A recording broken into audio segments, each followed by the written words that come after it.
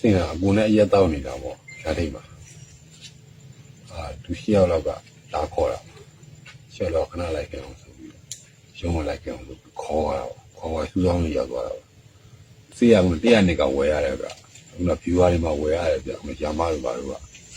ကတ်မှာဆိုလည်းရှိတယ်ဗျအဲ့လိုခုနသူကရင်လေးနဲ့ကြောင်းတာတွေပေါ့လွတ်လာတယ်ပေါ့သူကစကားပြောရဲဆရာထမင်းကျွေးမှာစားတယ်မကျွေးမစားဘူးသူကအားမှာဥစားမျိုးအများကြီးပါတယ်ဗျ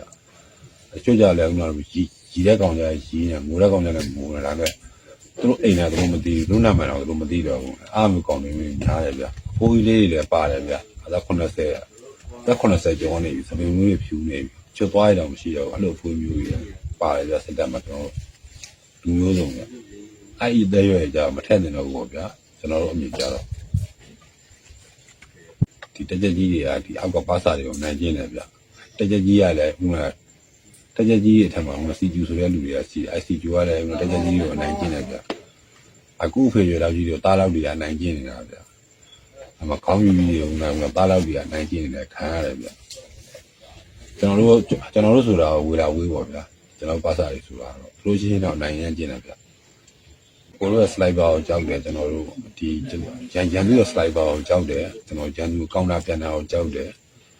သူတို့များသောအားဖြင့်အစင်မလိုက်ရှင်ကြဘူးဗျသူတို့ဒီအတင်းခိုင်းစီလို့လည်းသူတို့တိုက်နေတဲ့ပုံစံတွေ